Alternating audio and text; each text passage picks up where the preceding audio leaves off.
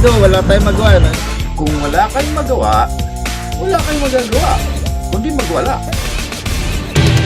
We're going to take a trip lang. Trip lang. Trip lang, di ba? Nag-tripping lang.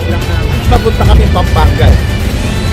Punta tayo Pampanga, pero on the way natin, daan tayo dun sa the old way, yung old highway. Ito yung back road na natin. Tapos tingnan natin kung ano yung mga makikita natin doon na interesting. Ikaw, anong naisip mong makikita mo doon? Highway yun! Correct! Kumbaga sana sa Family Feud yun yung score nun, mga 99. Highway!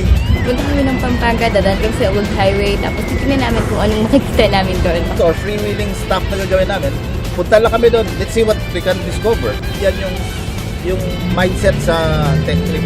Pagtripan natin. And cue tracking music. Usually, travel show lang. Ito, pinapakita natin yung ganda ng technology, paano nagagamit yung technology while traveling. We can start here with the navigation. Okay, itong navigation is we have this GPS. Of course, GPS, Global Positioning System, our high-tech navigation assistant. Just plug in the address you want to go to, spell the name, and then it will search and show possible matches, Let's go to NLEX Mindanao Interchange, papuntang Valenzuela. and then it will guide you at every turn. In 200 meters, turn right. Saan nagsasalita? Ganyan. Yung pala yung GPS. Ayan, your own high-tech guide. Plus, may bonus pang information.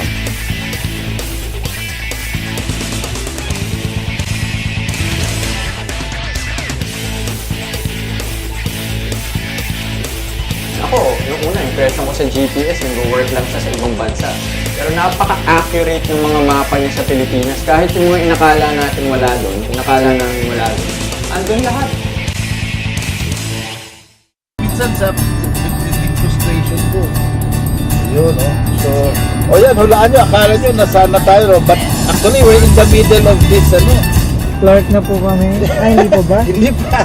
Nandito tayo sa middle ng Quezon City. We're here sa Veterans Memorial Hospital.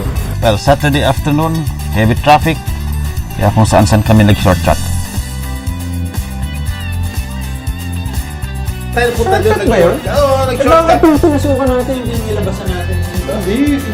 Pero pag dumaan ka ng veteran, sigurado, checkpoint ka. We did a shortcut sa veterans because mayroong way doon papuntang Mindanao. As we all know, medyo controversial ngayong Veterans Memorial Hospital for the past few months. Considering that, we had no choice but to resort to a very serious and journalistic approach to the situation. Pop quiz. What's so special about the Veterans Memorial Hospital nowadays? Gloria. Ayun. Sinong Gloria? Gloria, Romero. Ha? Gloria Diaz. Si Gloria Diaz. Andito si Gloria Diaz ngayon. Kasi si Gloria Estepan naman, I think meron silang bagong program nila na entertaining patients. So sila yung nagkokongga sila. Pakongga-pongga sila dito paggabi. So yeah. That's another trivia about Veterans Memorial Hospital. Kung bakit nasa news sa lately, no? Because of Gloria. Yun na nga, Gloria Estepan na tumutulong. Nag-entertain. Mga patient. Tumutulong yung mga patients doing the conga. Diba? Come shake your body, let me do. Shut up! So, iniwan namin yung Veterans Memorial. Hopefully to escape the horror of that Gloria conversation. Which you can actually attribute to nosocomial infection. Yung hospital-acquired infection. Technically, pwede yun dahil ando kami sa hospital. There might have been bacteria or viruses flying around and hitting us straight in the brain. Kaya ganun yung takbo ng conversation doon. But it's hard to blame it on infection eh.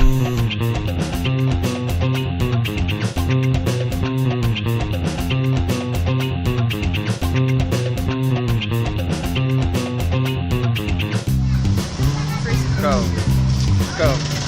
Let's go. Ano ulit? Yun. Ngayon, kung sino yung, yung hindi masarap, wag natin bayaran. Sige. Okay ba yan? Pwede.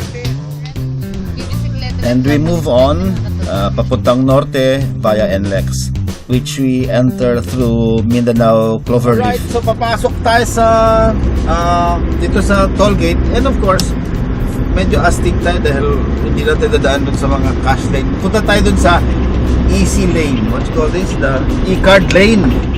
E-pass yan, okay? Because we have this easy pass lane. Whatever, easy tag, o yun. Easy tag, e-pass, e-card, importante may access sa technology which makes life easy, which in this case, itong automatic toll payment system. Pagdaan mo sa gate, may sensor to see kung may load yung device mo enough to pay for the toll. Of course, the keyword is laman. Speaking suspense to, natin kung may laman pa tong Wala.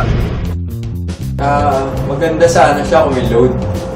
Kasi pagdating natin dun sa toll gate, wala na palang laman. Paastig-astig ka pa, pa-high-tech ka pa, wala ka palang laman. Tumiyata. Pwede mag-load dito? So, maglo-load kami dito. Okay. And, ayun pwede nang dumaan. Naging green na because you have enough money to pay for the toll.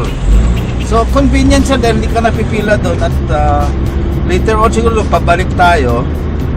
Dire-diretso na tayo because may load na tayo. Sabi nga it's the road, not the destination. And that's the principle actually that we're following dito sa trip na to, because we're paying attention sa mga bagay that we can find along the way. Doon tayo dadaan tayo sa MacArthur Highway at I expect na may mga interesting spots doon na pwede natin tingnan. Search about Valenzuela. Nasa gitna kami nung daan pero we still have access to the internet. Anong ginagamit mo? Look, tattoo. Tattoo. Isang klase lang ba ang tattoo? O may ano ba yan? May tattoo din sa balat. Tattoo, ito. Ba? Dalawang klase. Isang globe joy. Ano yan? Sige-sige o? Oh, sige na. Sumigil na tayo. Ito yung unang POI natin dito, Dry Aces. Here's the first spot that we found. It's a bodega sale.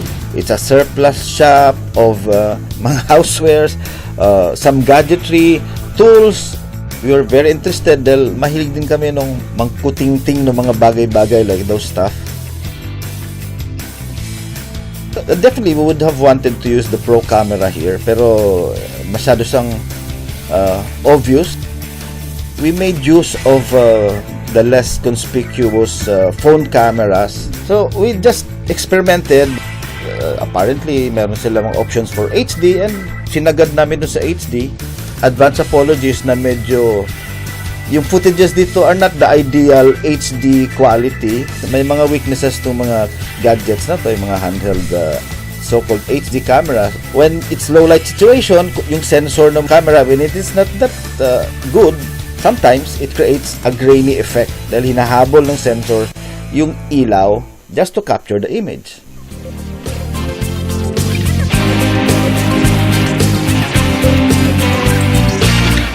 Ano to, aircon ba to? Aircon siya o cooler? Aircon. Magkano yan?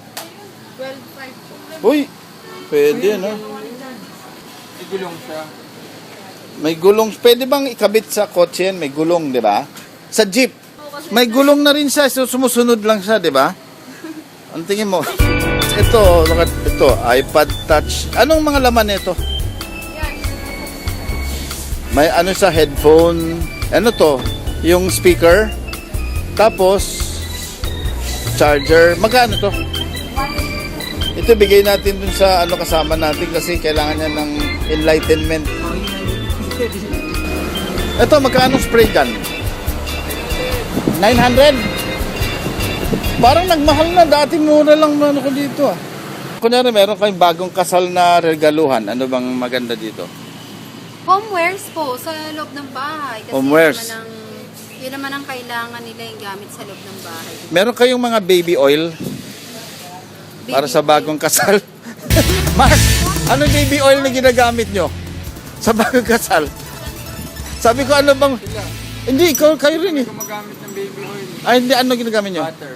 Ay, anong butter? Yung spreadable? Okay. Kayo, ano ginagamit nyo naman? Baby oil o butter? Butter daw sa kanila. Motor oil. Motor oil. You discover things dun sa mga maliliit na lugar. At sobrang treasure found niya kasi kung ikaw gusto mo ng blender, mabibili mo isang blender na worth 1,000 something. Doon mabibili mo lang worth 800, 500, which is worth it. Ito, Misa, yung ice cream maker na yan. Yan, okay? Bibili ako niyan pag naipakita mo sa akin na umaandar yan. Bali kayo pa rin magtitimpla noon. Tapos yan, yung pinakalalagyanan niya, pini-freezer po yan ng, ano ba, magdamagan maghapon 24 hours or Oo. ano, basta ganun po katagal. Kasi meron po yan sa loob Na umiikot, nakapalibot sa kanya na tubig. Ah, Tubig pero- po, na kapag pinreeze nyo, magiging yellow siya. Pag Tapos- tumigas na yon at lumamig siya, dyan yung ibubuhos ngayon yung tinimpla yung Ah, ice cream. so hanggang ibig- sa mamuo siya. So, ibig sabihin muna, papafreeze mo muna yan Oo, bago mo... yung pinakalalagyanan, nang wala pang laman, hindi nyo palalagay yung tinimpla yung ice cream flavor. Okay, ganun kahirap. Sabihin mo sa akin, bakit hindi na lang ako pumunta sa supermarket na bumili ng ice cream? Miss, halika. Alin po? Paliwanag mo sa akin bakit naging cute mug to. Cute ba yan?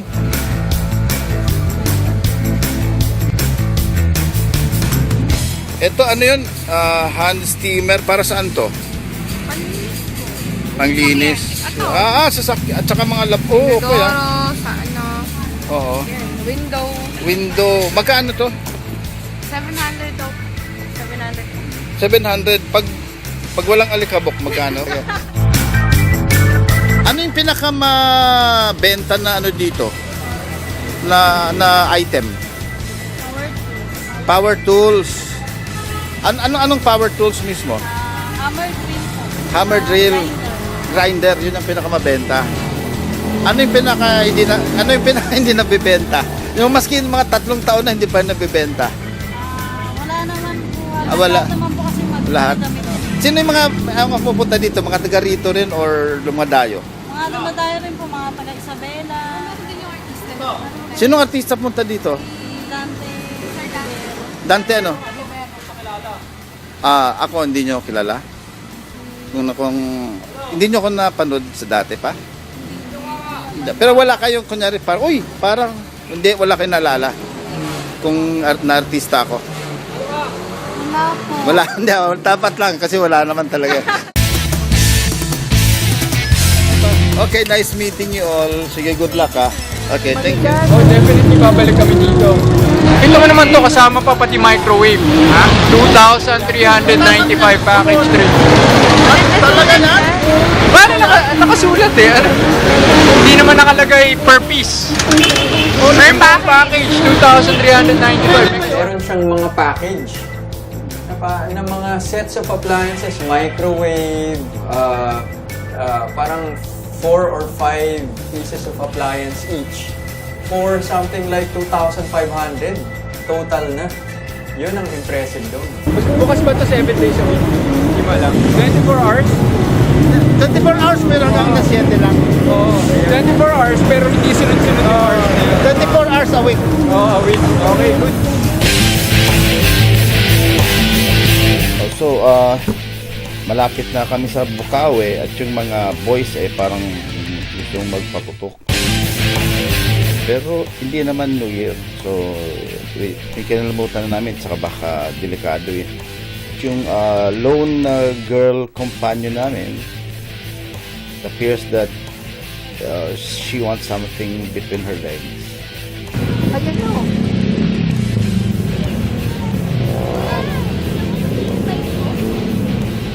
I mean, yung bisikleta.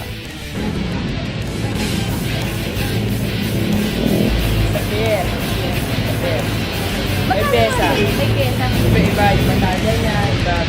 So, magkano yung ating 20K? Wow. tumingin sila ng mga bike. Oo, may bike. Pero, bakit? Actually, if you talk technology, the bicycle is not a bad topic dahil it is a direct descendant of the wheel. Of course, we know that yung wheel was what propelled civilization. Okay? So, more or less, siguro, when you talk about bike, maybe you're paying tribute or, as they call it, homage or homage or maybe paying respect to the wheel. Okay? But of course, iba yung respect sa obsession. Yung kay Mickey, obsession na yun. Anong tawag doon? Pero ni-repaint mo. The pain siya yung pang-concert. Napansin ko lang din sa mga na-o-obsess sa mga bike. Unang-una, mataas na yung gas. Pangalawa, mahal ng pamasahe. Pangatlo, kailangan magpapayat. May valid reason naman pala yung obsession niya. As they say, there's method to her madness. At ito, exchanging phone numbers pa. Nabili yan na naman sa akin galing yan. Malayo mo yun. Kasi, pag dito ka naman, hindi pwede. Dito ka sa looban, na daan. Sa may ubando, malapit sa amin. Ah, okay. O, sige, pupunta na natin. Wait lang.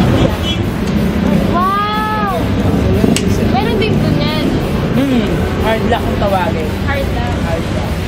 Hard luck ha? Baka hard luck.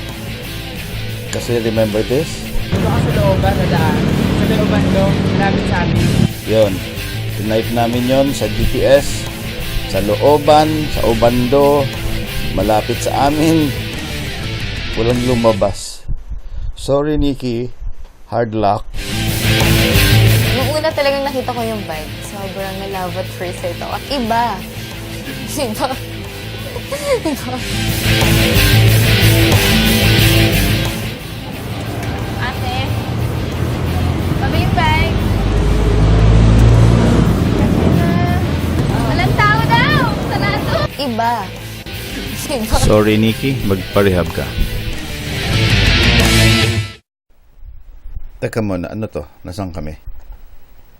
Looks like yung hard luck is continuing dahil dumating tong misteryong ito sa buhay namin or rather dumating kami sa misteryong ito. Ba't tumigil naman? Ewan ko. Sinong may pakalalang?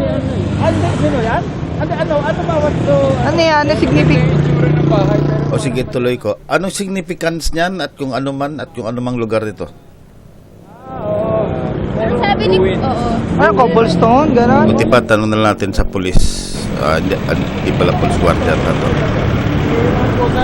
PNR po. Yun nga, PNR nga pala. May pinadaan ba nitong tren? Ay, wala po. DNR daw, wala namang tren. Oh, hinanapan ko sana ng twist yung kwento.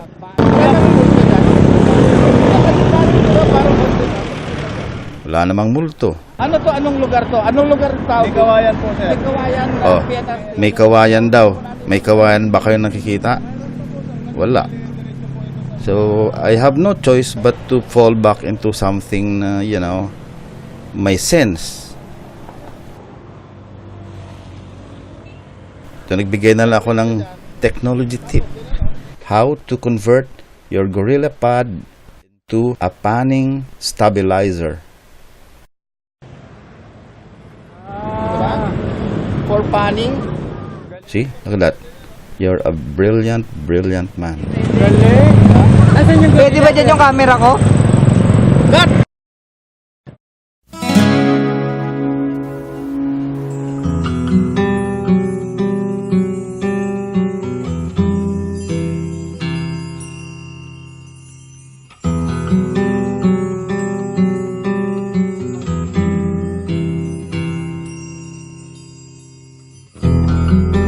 Comes a time in everyone's day when everything turns golden.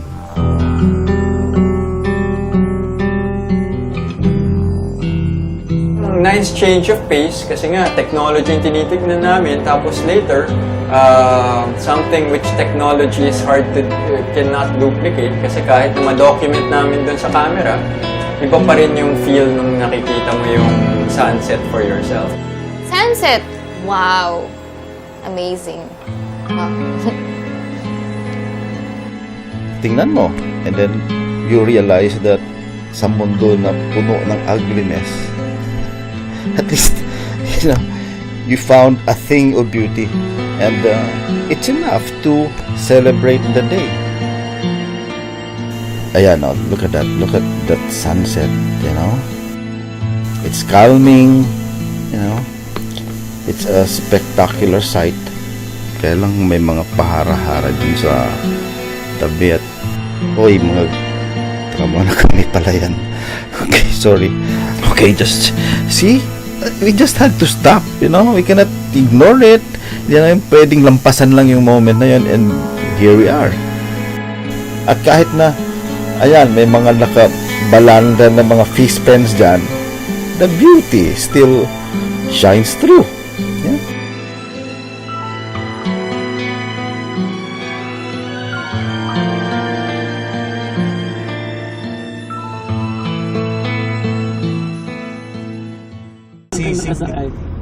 Sana tumahimik yung nasa likod doon. Ay, sorry. Ay, mamaya na. Mamaya na kami. Okay, joke lang. May nagsushoot kasi sa ano. Hindi, okay lang ko naman. Ano ba English na sisig? Alam mo, okay. Pork face. Ha? Pork. Wala ditong entry na Aling Lusing sisigan. So, ang ano natin, ang gagamitin natin, hindi na GPS, kundi GAS. Just ask somebody. So, we asked somebody. Somebody answered. Okay, so, ito nga si Aling Lusing. Ito yung pinakasikat na sisig restaurant dito sa Angeles. Alright, so pupunta na kami dito sa Aling Lusing. Sisig Queen at magkakasubukan na kung it can live up to its promise and rumors. Okay? Aling Lusing. Meron kayong siopaw? Ay, joke lang. si ate. Actually, part siya nung sisig hub dati dito sa Angeles na andun siya sa kabilang kanto, no? Opposite of this present location, andun sila lahat. Marami sila noon.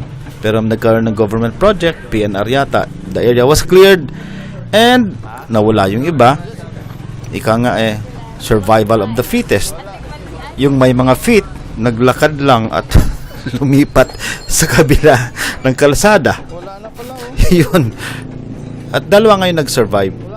Yung kay Aling Lusing at saka yung isa pa na sa kabilang korbada ng kanto na pupuntahan din natin mamaya. Saan po yung show yan? Deck trip. Sex trip?